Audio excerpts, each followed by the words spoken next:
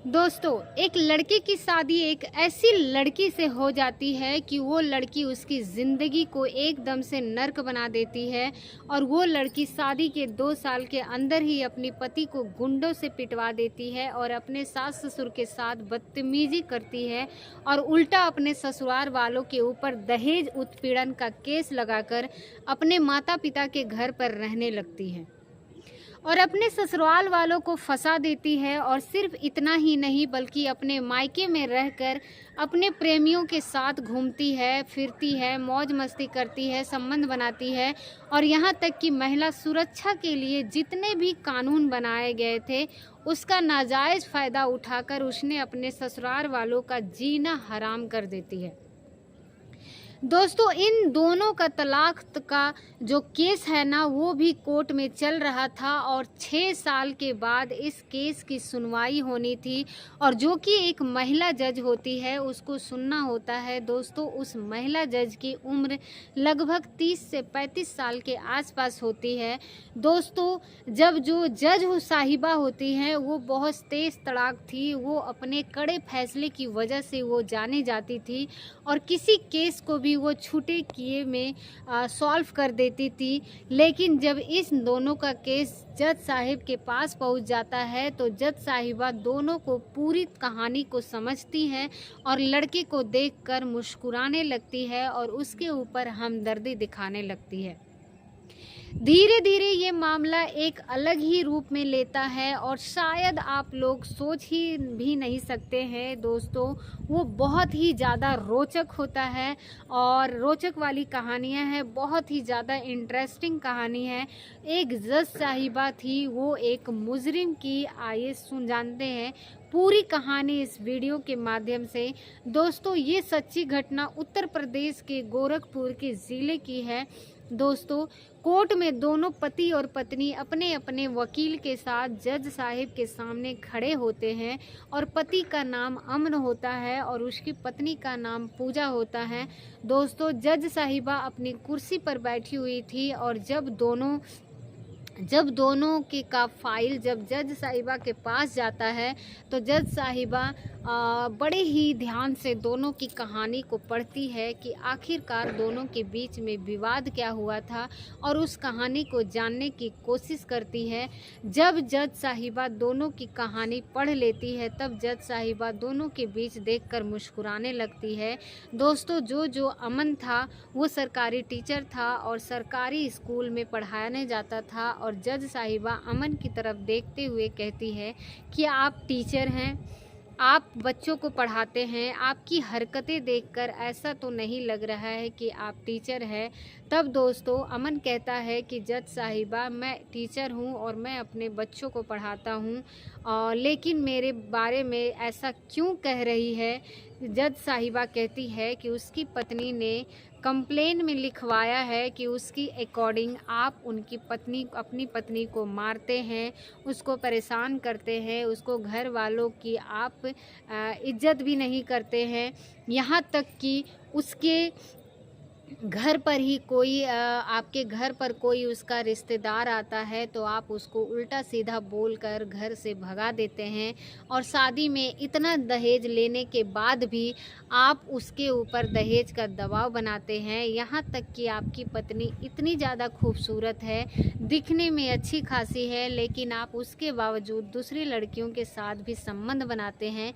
ये हरकतें किसी मास्टर की तो नहीं है, हो सकती है। तब दोस्तों अमन कहता है कि जज साहिबा, देखिए ये सारी बातें झूठ है, मैं कुछ नहीं किया हूँ, मुझे सिर्फ फंसाया जा रहा है। तब दोस्तों जज साहिबा पूजा से पूछती है कि उसकी जो पत्नी है पूजा, तुम बताओ, तुमने जो भी कंप्लेन दर्ज करवाया है, कंप्लेन लिखवाया है, वो सही है या फिर झूठ है। दोस्तों, पूजा भी कुछ बोल पाती उससे पहले ही पूजा एक वकील का जो जज साहिब से कहता है कि जज साहिबा, वो आदमी एक नंबर का झूठा आदमी है। शादी के पहली रात ही वो एक आदमी ने पूजा को परेशान करना स्टार्ट कर दिया था, दहेज के लिए, पैसे के लिए उसको मारता भी था। तब दोस्तों जज साहिबा कहती है कि वकील साहब आप थोड़ा सा चुप रहिए, जिसके साथ जो हुआ है उसको बोलने दीजिए। जज साहिबा पूजा से कहती है कि पूजा तुम सच सच बताओ कि जो भी तुम कंप्लेन में लिखवाई हो वो सही है या फिर झूठ है। तब दोस्तों पूजा कहती है कि मैडम मैं जो भी कंप्लेन में लिखवाई हूँ उसकी एक एक बातें सत्य है, मैं झूठ नहीं बोल रही हूँ। तब जज साहिबा कहती है कि ठीक है, एक बात आप मुझे बताइए, आपके पति ने आपको बहुत ज़्यादा मारा पीटा था, आपका हाथ भी टूट गया था, लेकिन एक बात मुझे आप बताइए, आपका कौन सा वाला हाथ टूटा था? दाहिना या टूटा था या फिर बायां वाला टूटा था? तब दोस्तों पूजा कहती है कि मैडम जी मेरा दाहिना हाथ टूटा था। तब जज साहिबा कहती है कि एक बार फिर से सोच लीजिए और विचार कीजिए कि आपका कौन सा हाथ टूटा था। तब पूजा कहती है कि जज साहिबा मैं सही कह रही हूँ, मेरा दाहिना हाथ टूटा था। तब जज साहिबा कहती है कि एक बात बताइए, आपका दाहिना हाथ कौन सा है? तब पूजा कहती है कि मैडम जी मेरा ये वाला हाथ दाहिना टूटा था।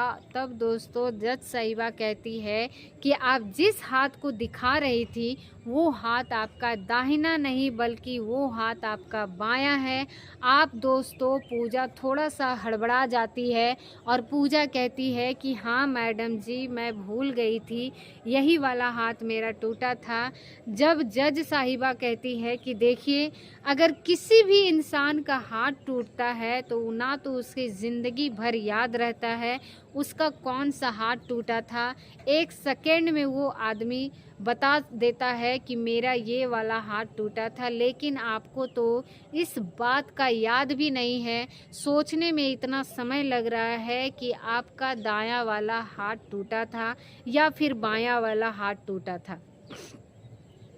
दोस्तों जज साहिबा पूजा से पूछती है कि हाथ टूटने के बाद आप किस अस्पताल में गई थी इलाज करवाने के लिए? तब पूजा कहती है कि मैडम जी मुझे अस्पताल का नाम नहीं याद है।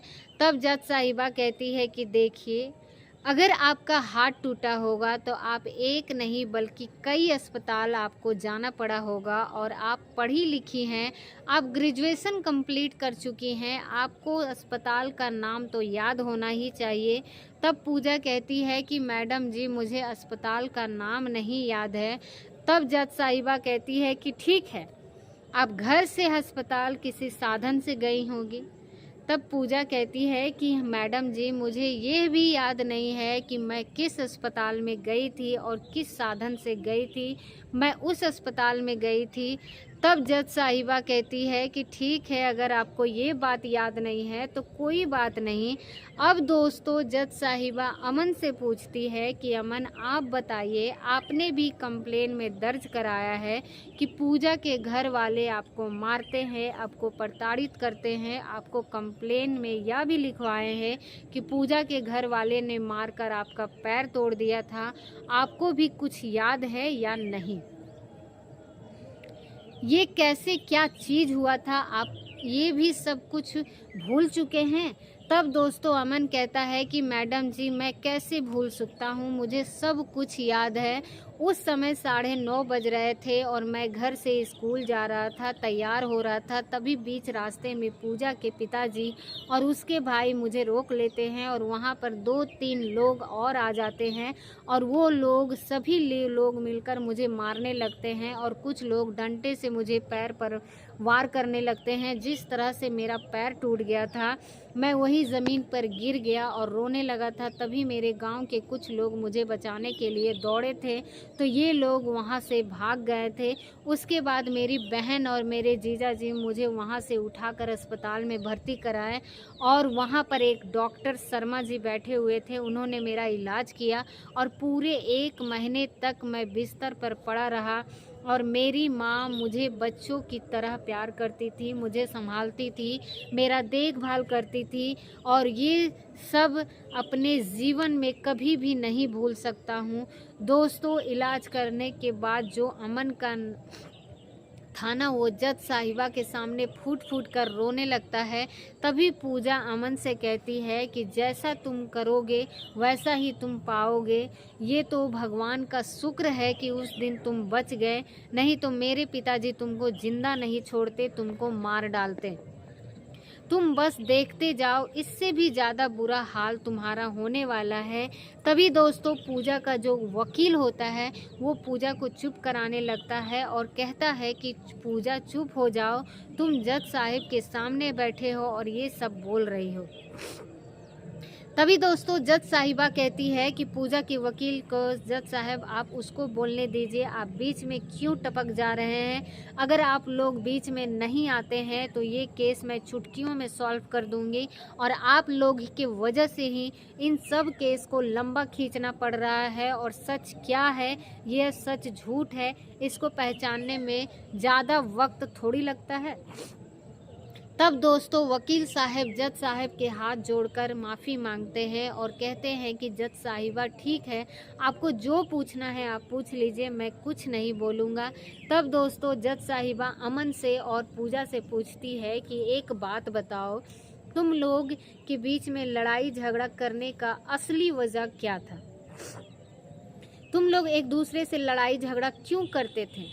तब दोस्तों पूजा कहती है कि मैडम जी, मेरे पति सरकारी मास्टर है, सरकारी नौकरी करते हैं, उनकी सैलरी 60,000 के आसपास मिलती है, लेकिन वो महीने में मुझे 1 रुपया भी नहीं देते हैं और मेरे ऊपर मेरे रिश्तेदारों पर शक करते हैं। लेकिन जब इनके रिश्तेदार के लोग घर पर आते हैं तो उनका मान सम्मान करते हैं और उनके ऊपर पैसा खर्च करते हैं। ठीक है, मुझे कोई ऐतराज़ नहीं है, मैं इन सब चीज़ों से कोई ऐतराज़ नहीं कर रही हूँ, लेकिन शादी के बाद से नहीं, ये हर रोज़ मुझे मारते हैं, मुझे पीटते हैं, मुझे बहुत बहुत ज़्यादा परेशान करते हैं और ये सब मुझसे बर्दाश्त नहीं होता है। और ये सोचते हैं कि मैं इनसे शादी कर ली हूँ तो मैं इनकी गुलाम बनकर रहूँगी।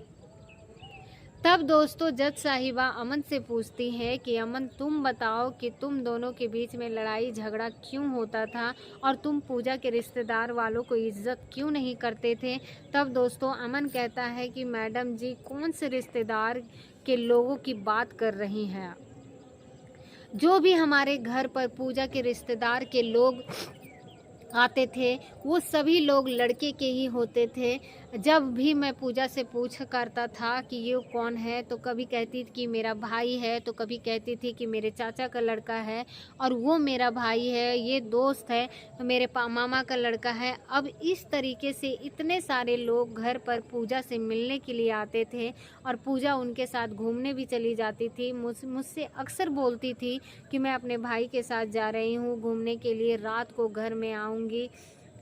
मैं उनसे पूछता था कि कुछ नहीं बताती हो और हमेशा उन्हीं लोगों के दिन रात फ़ोन पर बात करती रहती थी। और मैं छोटा बच्चा थोड़ी हूँ जो मुझे समझ में नहीं आ रहा है कि मेरी पत्नी उन लोगों के साथ क्या कर रही है।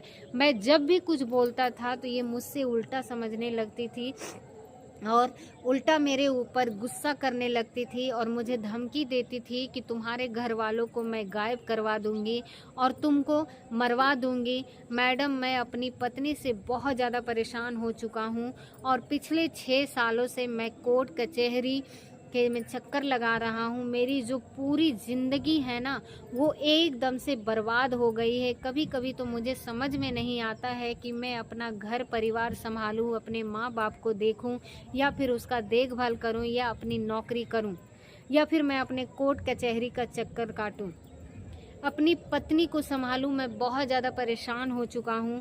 मेरी सैलरी जो आती है उसमें 20,000 तो चली जाती है, का महीने का ले लेती है और ये पैसे का मौज मस्ती करती है, घूमती है फिरती है, लोगों से इधर उधर जाती है। इसकी जो कोई भी टेंशन भी नहीं है। जल्द सब मैं आपके सामने हाथ जोड़कर विनती कर रहा हूँ, मुझे अपनी पत्नी से छुटकारा दिलवा दीजिए, मुझे इसके साथ नहीं रहना है। मैं बहुत ज़्यादा परेशान हो चुका हूँ, मैं बहुत ज़्यादा उब चुका हूँ। तभी दोस्तों पूजा जो है अमन से बोल पड़ती है और कहती है कि मैं इतना जल्दी तुमको छोड़ने वाली नहीं हूँ, मैं तुमको चैन से जीने नहीं दूंगी। अभी तो मैं तुमसे 20,000 का महीने तुम देते हो ना, अब मैं ऐसा करूँगी कि तुम मुझको पूरा पैसा देना पड़ेगा। अगर तुम पैसा नहीं दोगे तो देखो मैं तुम्हारी क्या हरकत करती हूँ। तब दोस्तों अमन कहता है कि जज साहिबा देखिए, आपके सामने ये मुझे इस तरीके से धमकी दे रही है। आप सोच सकते हैं कि अगर ये मेरे घर पर अकेले ही मेरे साथ रहती होगी तो मेरे साथ क्या करती होगी। तब जज साहिबा पूजा के वकील से कहती है कि वकील साहब, आप जो कह रहे थे कि पूजा बहुत सीधी सादी लड़की है, वो ज़्यादा बोलती नहीं है, लेकिन जब ये कोर्ट में इस तरीके से अपने पति को धमकी दे रही है तो जाहिर सी बात है कि घर पर ये क्या करती होगी। ये बात को आप भी सोच सकते हैं दोस्तों। वकील साहब जो थे ना, वो एकदम से चुप हो जाते हैं और कुछ नहीं बोल पाते हैं। तब जज साहिबा पूजा से कहती है कि पूजा, तुम क्या चाहती हो? तुम अपने पति के साथ रहना चाहती हो या फिर तुम अपने पति को तलाक देना चाहती हो? तब दोस्तों पूजा थोड़ी देर सोचती है, विचारती है और पूजा कहती है, मैडम जी, मुझे अपने पति से तलाक चाहिए, लेकिन तलाक से पहले मेरी शादी में जितना भी पैसा खर्च होगा वो सारा पैसा भी मुझे चाहिए और मेरे सारे दहेज का सामान भी मुझे चाहिए। तब दोस्तों अमन कहता है कि मैडम जी, ये कौन सी सामान और कौन सा दहेज की बात कर रही हैं? ये सारा सामान तो अपने घर लेकर जा चुकी हैं और दहेज में मिला हुआ एक चम्मच हमारे पास नहीं छोड़ी है, सब कुछ को लेकर चली गई है। फिर से कौन सा सामान की बात कर रही है? उल्टा मेरे ऊपर दहेज का केस लगाकर मुझे फंसा रही है, मुझसे पैसा वसूल कर रही है।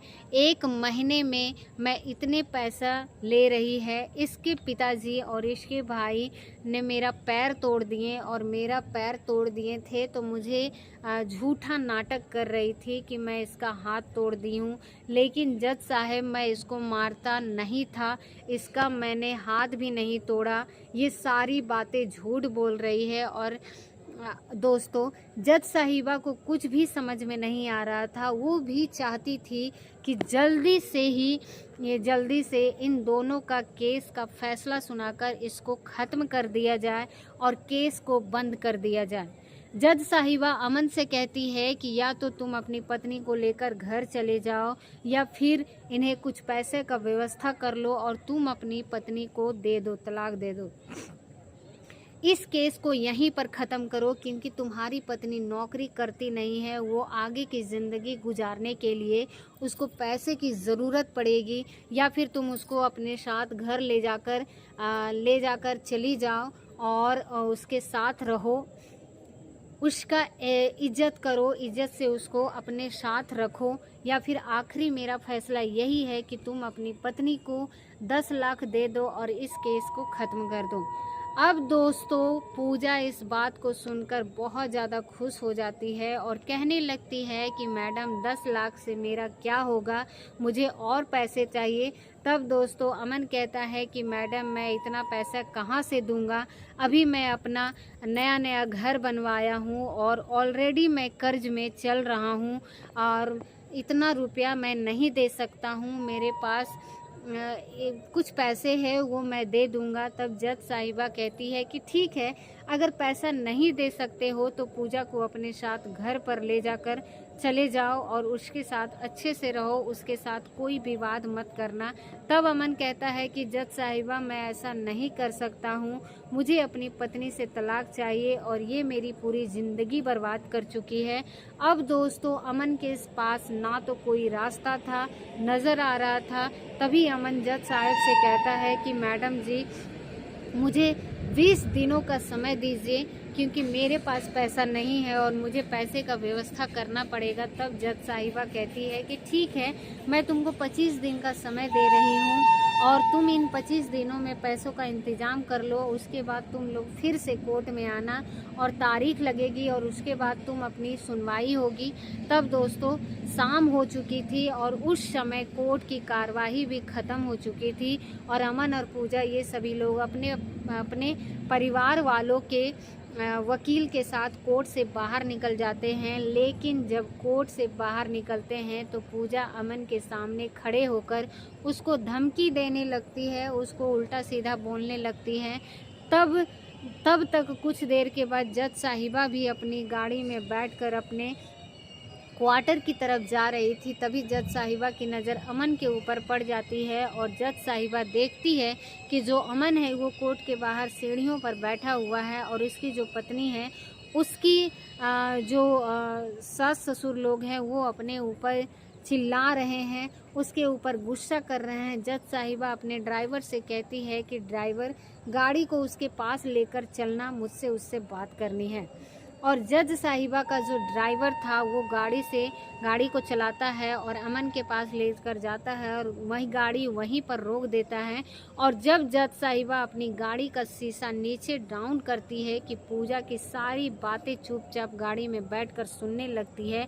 और पूजा अमन से कह रही थी कि तुम जज साहिबा के सामने मेरी बेइज्जती कर रहे थे, अभी तो मैंने तुमसे इतना पैसा का डिमांड की है, मैं अगली बार जब कोर्ट में आऊँगी तो ना तो मैं तुमको 50 लाख मांगूंगी, अगर तुम नहीं दोगे तो मैं तुम्हारा घर बेचवाकर तुमको पैसे लूँगी। और दोस्तों इस तरीके की बात पूजा जब अमन से कर रही थी तब तक जज साहिबा को बोल पड़ती है और कहती है कि अभी तुम लोग यहाँ पर क्या कर रहे हो। अब दोस्तों पूजा जैसे जज साहिबा को गाड़ी में बैठा हुआ देखती है ना तो वो चुप हो जाती है और एकदम से कुछ बोलती नहीं है और वहाँ से अपने माता पिता और भाई के साथ अपने घर चली जाती है। जज साहिबा वहाँ पर खड़ी थी, अमन बैठा हुआ था और वो जज साहिबा अमन से पूछती है कि अमन क्या हुआ, यहाँ पर क्या सारी बातें हो रही थी। तब अमन कहता है कि मैडम जी मैं बहुत अपनी ज़िंदगी से परेशान हो चुका हूँ, मैं उसको बहुत समझाने की कोशिश करता हूँ लेकिन पता नहीं उसको क्या हो गया, उसने सर पर भूत सवार हो गया है, वो हमेशा लड़ाई झगड़े कर लड़ाई के मूड में रहती है और कभी मेरी बातों को नहीं मानती है। कभी भी वो मुझसे कह रही थी कि जब अगली बार वो कोर्ट में तारीख लगेगी तब कोर्ट में हम लोग तुमसे 50 लाख रुपए मांगेंगे, डिमांड करेंगे। अब दोस्तों जज साहिबा इस तरीके की जब बात सुनती है ना तो जज साहिबा अमन से कहती है कि देखो अमन, तुम बहुत अच्छे लड़के हो। अमन देखो हमारे समाज में इस तरह की केस बहुत आते रहते हैं और कभी कोई पति अपनी पत्नी से परेशान हो जाता है तो तलाक में ले लेता है और कभी कोई पत्नी अपने पति से परेशान हो जाता है तलाक ले लेता है। लेकिन मैं तुम्हारे केस को पढ़ी हूँ और पढ़ने के बाद मैं तुमसे यही कह सकता हूँ कि जितनी जल्दी हो सके तुम पैसे का व्यवस्था करके अपनी पत्नी से छुटकारा ले लो, क्योंकि अगर तुम उसके साथ रहने का फैसला करोगे ना तो तुम्हारी ज़िंदगी ऐसे ही हमेशा बर्बाद होती चली जाएगी और तुम अपनी ज़िंदगी में आगे नहीं बढ़ पाओगे। तब अमन जज साहब की बातों को मान लेता है और कहता है कि जज साहब मैं ठीक ही हूँ, वैसा ही करूँगा जैसा आप कह रही हैं। अब दोस्तों वहाँ से अमन अपने घर चला जाता है और जब 4-5 दिन का वक्त गुजरता है तो अमन अपनी माँ को लेकर अस्पताल में जाता है और उसका इलाज करवाने के लिए। और दोस्तों संयोग से जो जज साहिबा थी उस दिन संडे का दिन था, वो भी उस अस्पताल में गई थी अपना चेकअप करवाने के लिए और उसको बीपी शुगर की बीमारी तो थी ही, हमेशा वो अस्पताल में जाती थी और अपना चेकअप करवाती थी। फिर अमन अस्पताल के अंदर उस जज साहिबा को देखता है और वो दौड़ते हुए उसके पास चला जाता है और उस जज साहिबा को अमन को देखकर पहचान जाती है और पूछती है कि अमन तुम यहाँ पर क्या कर रहे हो, किसको यहाँ पर लेके आए हो। तब अमन कहता है कि मैडम जी मेरी माँ की तबीयत थोड़ी बहुत ज़्यादा ख़राब होती रहती है और अक्सर मैं अपनी माँ को यहाँ पर लेकर आता रहता हूँ और उसका इलाज करवाते रहता हूँ, मैं यहाँ पे भर्ती करवाया हूँ। मैडम जी मुझे थोड़ा वक्त मिल सकता है, और क्या मेरे पास पैसा नहीं है, मैं अभी पैसे का व्यवस्था कर रहा हूँ और थोड़ा सा समय लग रहा है। अब दोस्तों जब सब ये बातें करती हैं तो अमन जो था यहाँ पर बहुत सारी बातें तो नहीं कर सकता है, वो कोर्ट की बातें थी, वो कोर्ट में ही अच्छा होता है। लेकिन मैं तुमसे एक बात कहना चाहती हूँ कि अगर तुमको तारीख दे गई हूँ, तुमको उस तारीख पर पैसे का व्यवस्था करना ही पड़ेगा। तब दोस्तों अमन जज साहब से कहता है कि मैडम जी आप क्या चाहती हैं, क्या मैं अपनी पत्नी के साथ रहूं या फिर उसको तलाक दे दूं। तब जज साहिबा कहती है कि देखो अमन, ये तुम दोनों के बीच का मामला है और मैं कुछ नहीं बोल सकती, तुम्हें जो अच्छा लग रहा है तुम करो। अब दोस्तों इतना कहने के बाद जज साहिबा भी वो अस्पताल के अंदर चली जाती है और अपना इलाज करवाने के लिए, और फिर अमन वहीं नीचे बैठकर अपने सर पर हाथ रखकर चुपचाप बैठ जाता है। दोस्तों धीरे धीरे वक्त गुजरता है और जब 15 से 20 दिन का पूरा दिन हो जाता है, जब कोर्ट में जाने का फैसला करता है और टाइम आ जाता है, तब दोनों लोग मिलकर फिर से कोर्ट में पहुंच जाते हैं। लेकिन इस बार मामला बहुत जल्दी ख़त्म हो जाता है। अमन जज साहब के सामने कुछ पैसे का चेक काटकर पूजा के हाथों में पकड़ा देता है और इसी बात पर दोनों का कोर्ट में तलाक हो जाता है। लेकिन दोस्तों तलाक होने के बाद अमन को 10 दिन के बाद एक खबर मिलती है कि जो पैसा था उसने पूजा को दिया था, उस पैसे से पूजा अपनी दूसरी शादी करके अपने ससुराल चली गई। और इतना सब जानने के बाद अमन का दिल बहुत ज़्यादा टूट जाता है, लेकिन वो भी क्या कर सकता था। अमन अपने घर पर अपने माता पिता का सेवा करता है और अपने माता पिता के साथ रहता है, अपना काम काज करता है और अपनी ज़िंदगी गुजारने लगता है। दोस्तों अक्सर समाज में ऐसा देखने को मिलता है कि बहुत सारी लड़कियां ऐसी होती हैं जो अपनी अपने पति की बातों को नहीं मानती और हमेशा वही काम करती है जो उसका मन करता है। और दोस्तों कई बार ऐसा भी देखने को मिलता है कि लड़के भी कुछ कम नहीं होते हैं, लड़की भी अपनी पत्नी की बातों को नहीं मानते हैं और हमेशा अपनी ही दुनिया में मस्त रहते हैं। और दोस्तों ऐसा नहीं करना चाहिए, पति और पत्नी को सोच समझकर कोई भी फैसला लेना चाहिए। अगर दोनों के बीच में कोई भी लड़ाई हो, झगड़ा होता है तो एक लोग में चुपचाप सुनकर लेना चाहिए। और अगर दोनों के लोग लड़ाई झगड़ा करने लगते हैं तो जाहिर सी बात है कि दोनों के बीच में कभी ना कभी विवाद होगा और दोनों की ज़िंदगी बर्बाद हो जाएगी।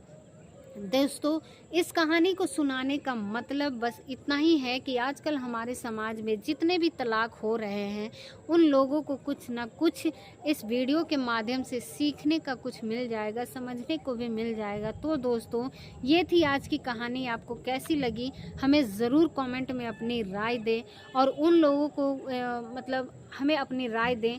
और अगर आप हमारे चैनल पर पहली बार हैं तो हमारे चैनल को सब्सक्राइब ज़रूर करें और वीडियो को लाइक करें। और हमारे वीडियो को वॉच करने के लिए आप सभी लोगों का बहुत बहुत धन्यवाद।